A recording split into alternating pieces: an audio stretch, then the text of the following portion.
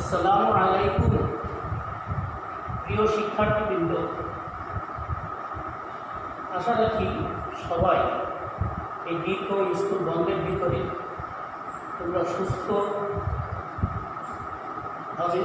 আছো। সর্বপ্রথম আমি তোমাদের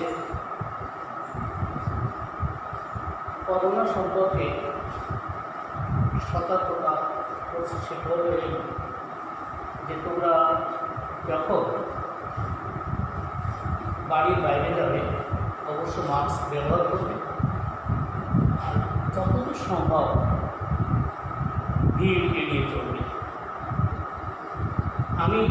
আমার পরিচয়, আমি মোহাম্মদ আব্দুল আজিজ, সহকারী শিক্ষক, ইসলাম ও নৈতিক শিক্ষা, শ্যামনগর বহুমুখী মাধ্যমিক বিদ্যালয়, মনিরামপুর, যশোর।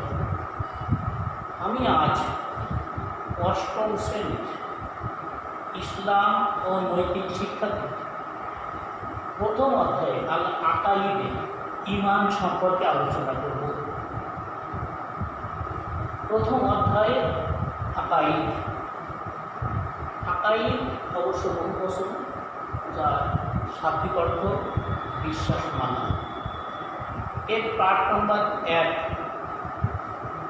আল ঈমান। ঈমান শব্দটি ঈমান শব্দের অর্থ হল বিশ্বাস, অর্থাৎ এই বিশ্বাস যদি না থাকে তাহলে সে মুসলমানই থাকে না। এই ঈমানের 3টি দিক আছে। এই দিকগুলো হলো মুখে স্বীকার করা, অন্তরে বিশ্বাস করা এবং সেই অনুযায়ী কাজ করা। আর এই ঈমানের 7টি বিষয় আছে। যেমন ঈমানের মুফাসসালে বলে আছে আমানতু বিল্লাহি ওয়া মালাইকাতিহি ওয়া কুতুবিহি ওয়া রুসুলিহি ওয়াল ইয়াউমিল আখির ওয়াল কদরি খাইরিহি ওয়া শাররিহি মিনাল্লাহি তাআলা ওয়াল বা'সি বা'দাল মাউত। এগুলো 7টি বিষয় আছে। আমি এই 7টি বিষয় সম্পর্কে তোমাদের সামনে আলোচনা করব। তোমরা অবশ্যই এগুলো মুখস্থ করে রাখবে। ঈমানের যে 7টি দিক আছে, আমি আগেই বলেছি, ঈমান শব্দের অর্থ বিশ্বাস, পূর্ণ বিশ্বাস। আল্লাহ আমাদের সৃষ্টিকর্তা, পালনকর্তা, আমাদের জীবনে পরিচালনার জন্য তিনি সর্বময় ক্ষমতাধারী। আমি ঈমানের প্রথম যে বিষয়টা সেটা সম্পর্কে আলোচনা করছি, সেটা আমানতু বিল্লাহ, অর্থাৎ আমি ঈমান আনলাম আল্লাহর প্রতি। আল্লাহর প্রতি ঈমান আনা তার সমস্ত আনুগত্য, আল্লাহকে মেনে নেওয়া। তিনি আমাদের রব, তিনি আমাদের সৃষ্টিকর্তা, তিনি পালনকর্তা, তিনি আমাদের যাবতীয় যা কিছু সবই তিনি নিয়ন্ত্রণ করেন। এই নিখিল বিশ্ব, এই পৃথিবী, সব কিছুই তারই সৃষ্টি, তারই নিয়ন্ত্রণে চলে এবং তিনি একচ্ছত্র অধিপতি। তিনি ছাড়া এই পৃথিবীর আর কোনো অধিপতি নাই। এই জিনিসটা মনে স্বীকার করতে হবে এবং সেই অনুযায়ী কাজেও পরিণত করতে হবে। স্বাভাবিকভাবে ঈমানের প্রতি বিশ্বাস স্থাপন করাটাই হলো মুসলিমের কর্তব্য। 2 নম্বর আছে আমানতু বিল্লাহি ওয়া মালাইকাতিহি। মালাইকা অর্থাৎ মালাকুন মানে ফেরেশতা, আর মালাইকা অর্থাৎ ফেরেশতা সমূহের প্রতি বিশ্বাস। ফেরেশতা সমূহ, তার ভিতরে উল্লেখযোগ্য কিছু ফেরেশতা আছেন, যেমন জিবরাইল, মিকাইল, ইসরাফিল এবং আজরাইল। হযরত জিবরাইল আলাইহিস সালামের কাজ হলো আল্লাহর কাছ থেকে ওহী নিয়ে নবী রসুলদের কাছে পৌঁছানো। মিকাইল আলাইহিস সালামের কাজ হলো তিনি সমস্ত সৃষ্টির আহার বন্টন বা যাবতীয় এই কাজে নিয়োজিত।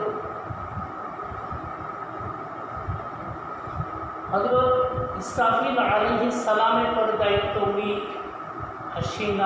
সীমা নিয়ে বসে রয়েছেন এবং আল্লাহর নির্দেশের অপেক্ষায়। আল্লাহ যেদিন নির্দেশ দিবেন ওই দিনই তিনি সিংহায় ফুঁক দিবেন এবং ওই দিনই প্রথম ফুঁকে যে যেখানে আসে সেখান থেকে উঠে দাঁড়াবে এবং পরবর্তী ফুঁকে সবাই একটা নির্দিষ্ট ময়দানে উপস্থিত হবে। এই ময়দানটির নাম হলো হাসর। এরপর আছে হযরত আজরাইল আলাইহিস সালাম। আজরাইল আলাইহিস সালাম জীবের রূপ কবজ করেন, অবশ্য আল্লাহর নির্দেশে। এরপর আছে ওয়াকুতুবিহি, অর্থাৎ আল্লাহ তাআলা কিতাবসমূহের উপরে বিশ্বাস। আল্লাহ তাআলার কিতাবসমূহ মানে আল্লাহ যে কিতাবগুলো নাজিল করেছেন, বিশেষ করে উল্লেখযোগ্য কিছু কিতাব আছে। আল্লাহ তাআলা সর্বমোট 104খানা কিতাব এবং সহিফা নাজিল করেছেন। কিতাব 4খানা হলো তাওরাত হযরত মূসা আলাইহিস সালাম, জাবুর হযরত দাউদ আলাইহিস সালাম, ইনজিল হযরত ঈসা আলাইহিস সালাম এবং আল কুরআন আমাদের প্রিয় নবী হযরত মুহাম্মদ সাল্লাল্লাহু আলাইহি ওয়াসাল্লামের উপরে নাজিল হয়। এই 4খানা হলো কিতাব, আর 100খানা আছে সহিফা। সহিফার 100খানার বন্টন হলো এই: হযরত আদম আলাইহিস সালামের উপরে 10খানা, হযরত ইব্রাহিম আলাইহিস সালামের উপরে 10খানা, হযরত ইদ্রিস আলাইহিস সালামের উপরে 30খানা এবং হযরত শীস আলাইহিস সালামের উপরে 50খানা। এই 100খানা। এখানে উল্লেখযোগ্য যে এই যাদের উপরে আল্লাহ তাআলা কিতাব নাজিল করেছেন এনারা নবী এবং রাসূল, আর যাদের প্রতি কিতাব নাজিল হয়নি ইনারা হলেন নবী।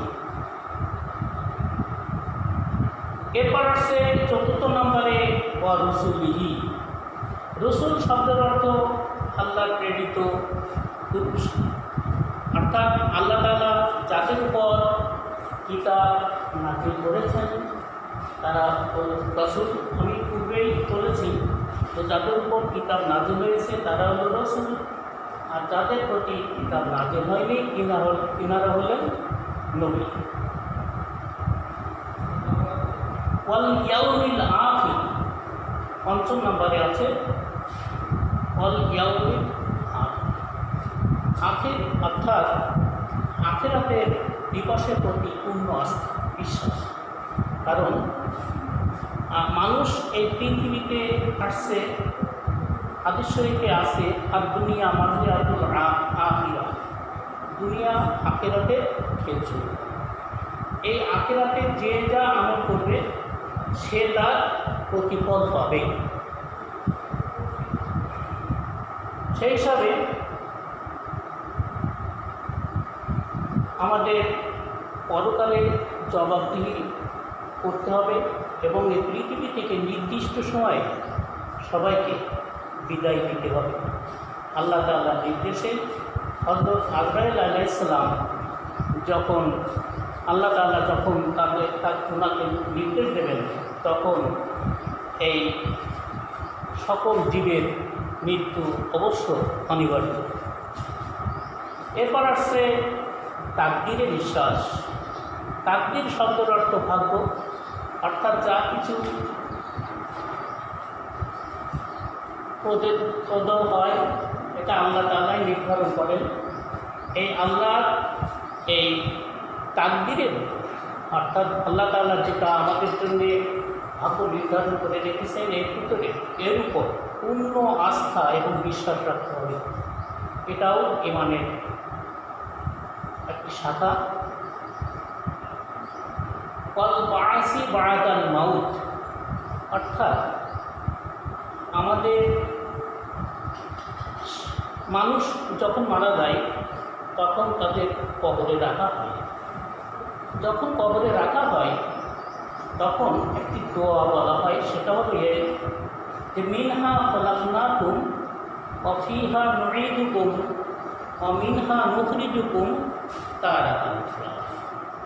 মিনহা খলাকনাকুম শব্দের অর্থ এই মাটি দ্বারা আমাদের সৃষ্টি করা হয়েছে, ওয়া ফিহা নুঈদুকুম, এবং এই মাটিতে আমাদের আবার রাখা হবে, পতিত করা হবে।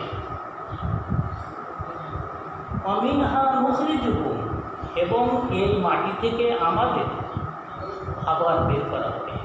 তারাতান উখরা, দ্বিতীয়বারের মতো। এই দ্বিতীয়বার শব্দের অর্থ হল মৃত্যুর পর পুনরুত্থান। পুনরুত্থান অর্থাৎ আমি একটু আগে আলোচনা করেছি, হযরত আজরাইল আলাইহিস সালাম যখন সিংহায় ফুঁক দিবেন, হযরত আলাইহিস সালাম যখন সিংহায় ফুঁক দিবেন তখন কবরের ভিতরে যে আছে তারা সবাই উঠে দাঁড়াবে এবং পরবর্তী ফুঁকে সবাই নির্দিষ্ট একটা গন্তব্যে পৌঁছাবে। একে বলা হয় হাসর বা মহাশর।